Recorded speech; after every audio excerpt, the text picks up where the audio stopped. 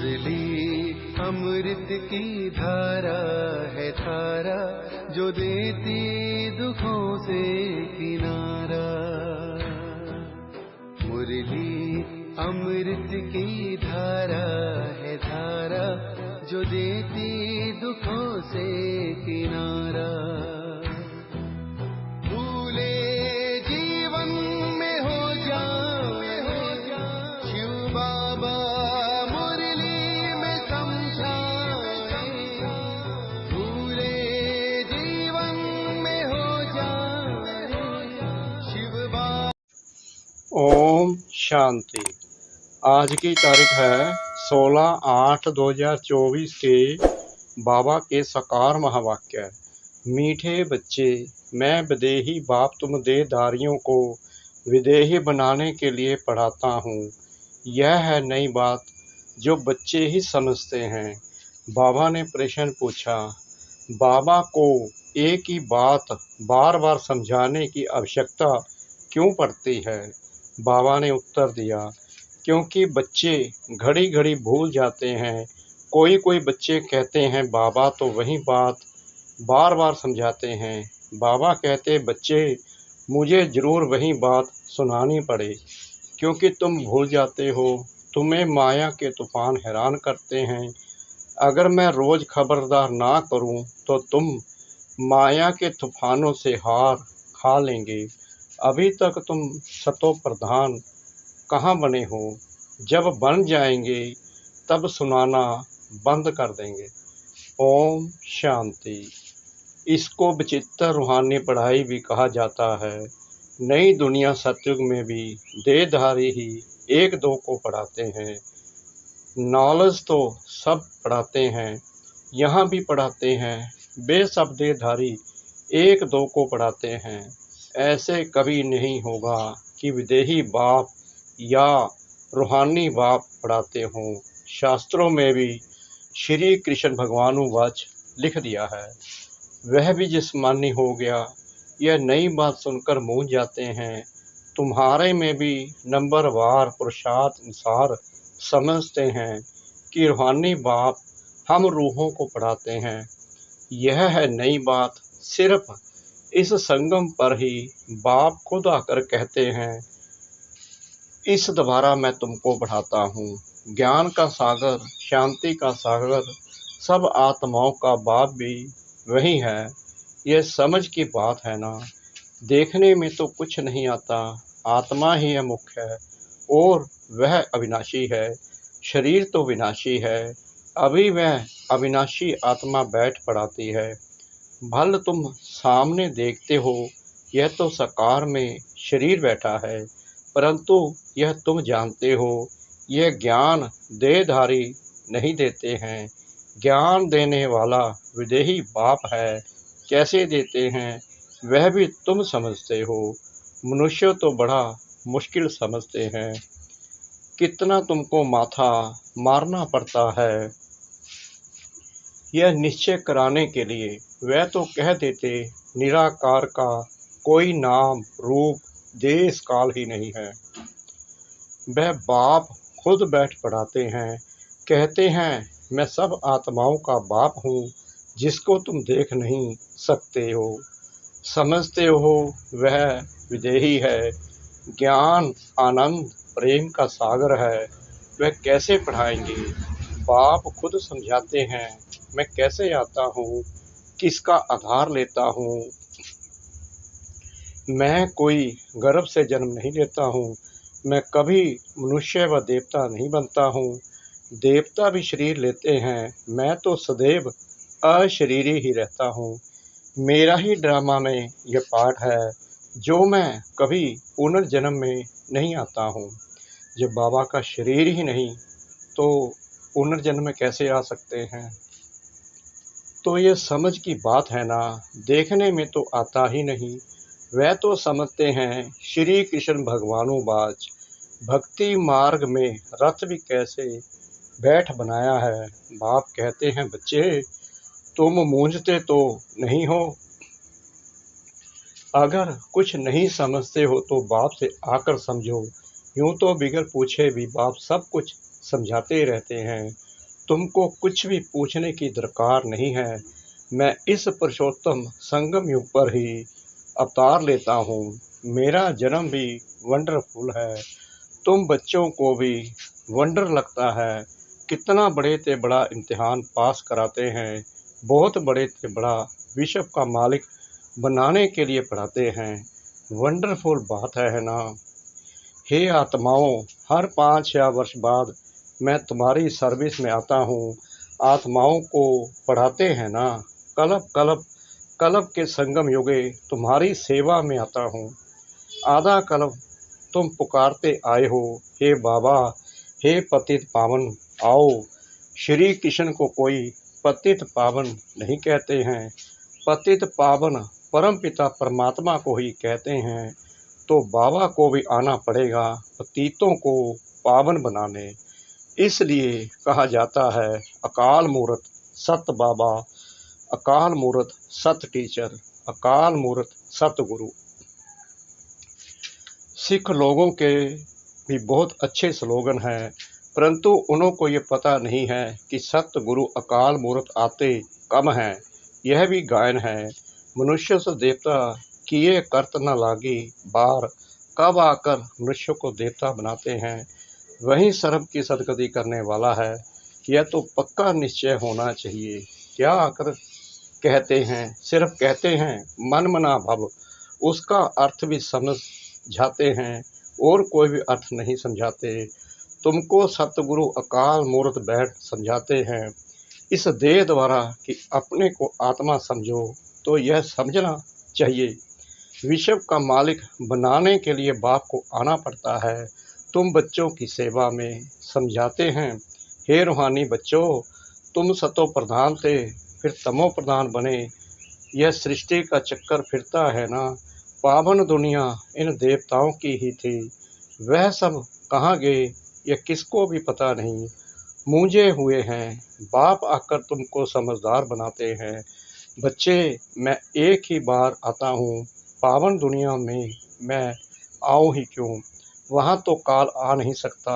बाप तो कालों का काल है। सत्युग में आने की दरकार ही नहीं। वहाँ काल भी नहीं आता तो महाकाल भी नहीं आता। यह आकर सब आत्माओं को ले जाते हैं। खुशी से चलते हो ना। हाँ बाबा, हम खुशी से चलने के लिए तैयार हैं। तब तो आपको बुलाया था कि इस पतित दुनिया से पावन दुनिया में ले चलो। वाया शांति धाम। यह बातें घड़ी घड़ी भूल ना जाओ, परंतु माया दुश्मन खड़ी है, घड़ी घड़ी भुला देती है। मैं मास्टर सर्वशक्तिमान हूँ, तो माया भी शक्तिमान है। वह भी आधा कल्प तुम पर राज्य करती है, भुला देती है। इसलिए रोज रोज बाप को समझाना पड़ता है। रोज सुजाग न करे तो माया बहुत नुकसान कर दे। खेल है पवित्र और अपवित्र का। अब बाप कहते हैं अपनी चलन सुधारने के लिए पवित्र बनो। काम विकार के लिए कितने झगड़े होते हैं। बाप कहते हैं अभी तुमको ज्ञान का तीसरा नेत्र मिला है तो आत्मा को ही देखो। इन जिस्मानी नेत्रों से देखो ही नहीं। हम सब आत्माएं भाई भाई हैं। विकार कैसे करें। हम अशरीरी आए थे, फिर अशरीरी बनकर जाना है। आत्मा सतो प्रधान आई थी, सतो प्रधान बनकर जाना है। स्वीट हो।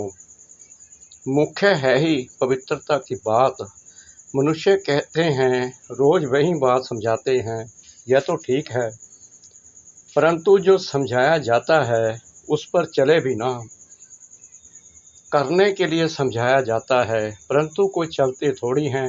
तो जरूर रोज रोज समझाना पड़े। बाबा कहते हैं जब कोई एक बार मैं समझाता हूँ तब नहीं चलते, तभी तो मुझे रोज रोज आना पड़ता है और उसी बात को दोहराना पड़ता है, क्योंकि माया तुम्हें भुला देती है।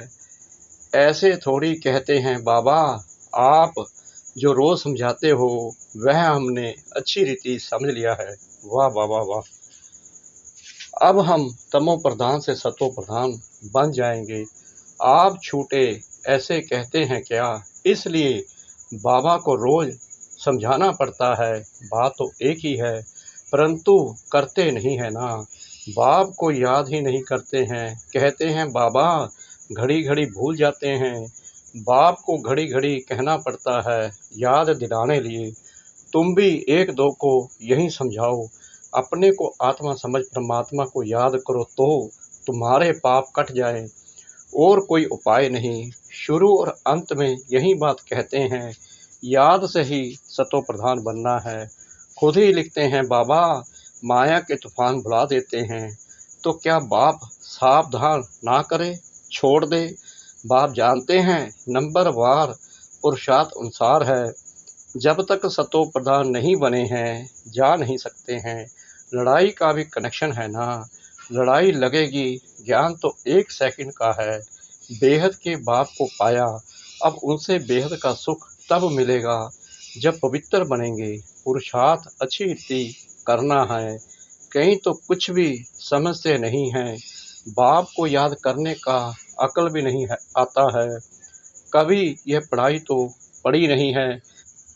सारे चक्कर में निराकार बाप से कोई पढ़ा नहीं है तो यह नई बात है ना। बाप कहते हैं मैं तो हर 5 या वर्ष बाद आता हूँ तुमको सतो प्रधान बनाने। जब तक सतो प्रधान नहीं बने हो तब तक ये पद पा नहीं सकेंगे। जैसे और पढ़ाई में फेल होते हैं वैसे इसमें भी फेल होते हैं। शिव बाबा को याद करने से क्या होगा, कुछ नहीं समझते। बाप है तो जरूर बाप से स्वर्ग का वर्षा मिलना है। बाप एक ही बार समझाते हैं जिससे तुम देवता बनते हो। तुम देवता बनेंगे फिर नंबर वार सब जाएंगे पाठ बजाने।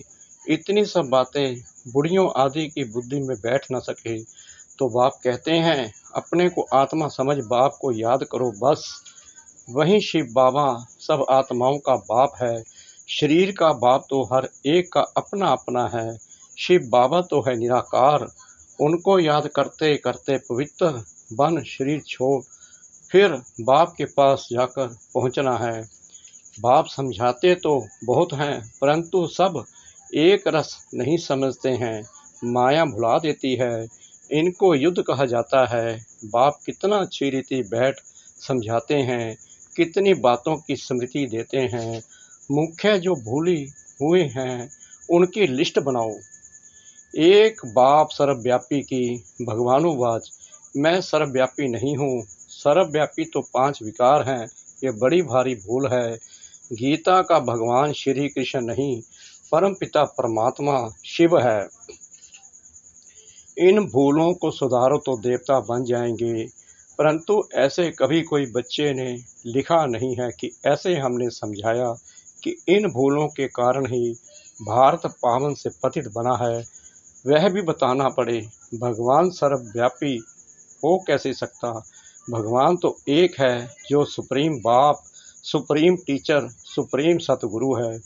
कोई भी देहधारी को सुप्रीम फादर, टीचर, सतगुरु कह नहीं सकते। श्री कृष्ण तो सारी सृष्टि में सबसे ऊंचा है। जब सृष्टि सतो प्रधान होती है तब वह आते हैं। फिर सतों में राम, फिर नंबरवार अपने समय पर ही आएंगे। शास्त्रों में दिखाते हैं सबके विकार ले लेकर गला ही काला हो गया, लेकिन अभी समझाते समझाते गला ही सूख जाता है। बात कितनी थोड़ी है परंतु माया कितनी जबरदस्त है।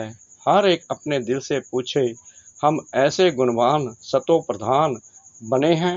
बाप समझाते हैं जब तक विनाश नहीं हुआ है तब तक तुम कर्मातीत अवस्था को पा नहीं सकेंगे। फल कितना भी माथा मारो, सारा समय शिव बाबा को बैठ याद करो और कोई बात ही नहीं करो।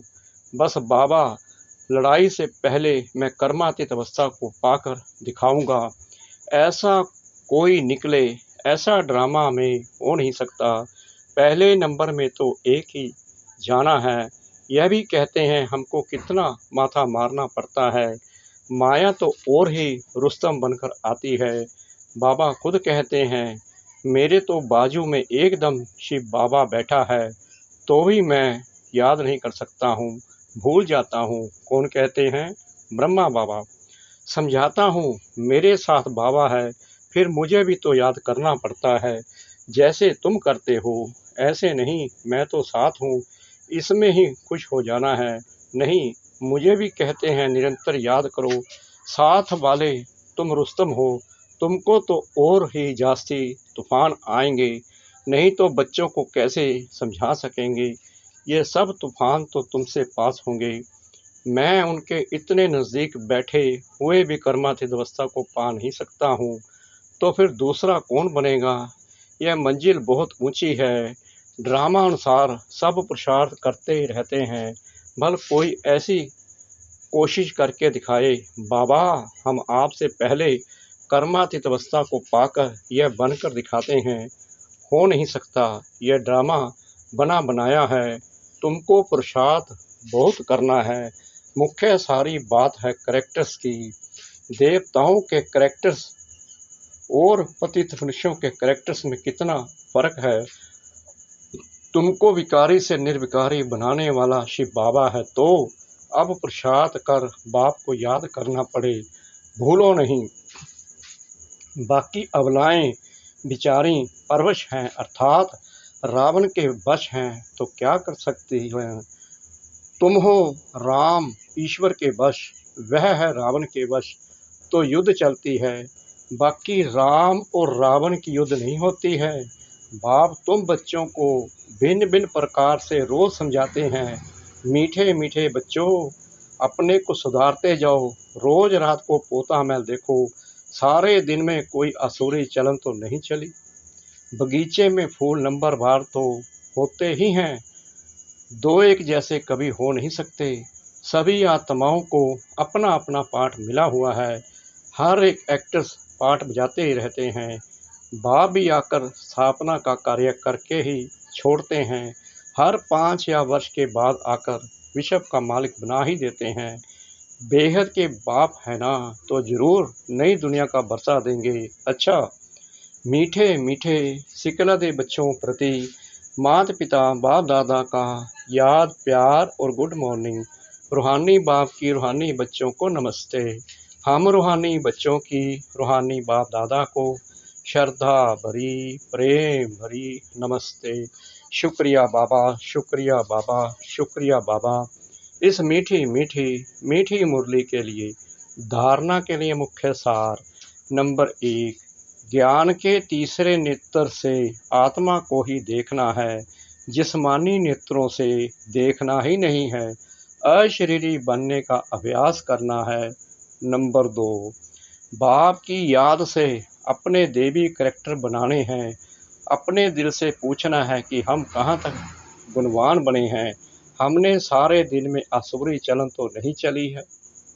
वरदान सतगुरु परमपिता परमात्मा जी का, सदा केयरफुल रह, माया के राह रूप की छाया से सेफ रहने वाले माया प्रूफ भव। वर्तमान समय माया रियल समझ को महसूसता की शक्ति को गायब कर रॉन्ग को राइट अनुभव कराती है। जैसे कोई जादू मंत्र करते हैं तो परवश हो जाते हैं, ऐसे रॉयल माया रियल को समझने नहीं देती है। इसलिए बाप दादा अटेंशन को डबल अंडरलाइन करा रहे हैं। ऐसा केयरफुल रहो जो माया की छाया से सेफ माया प्रूफ बन जाओ। विशेष मन बुद्धि को बाप की छत्र छाया के सहारे में ले आओ। स्लोगन, जो सहज योगी है उनको देखकर दूसरों का भी योग सहज लग जाता है। जो सहज योगी है उनको देखकर दूसरों का भी योग सहज लग जाता है। ओम शांति।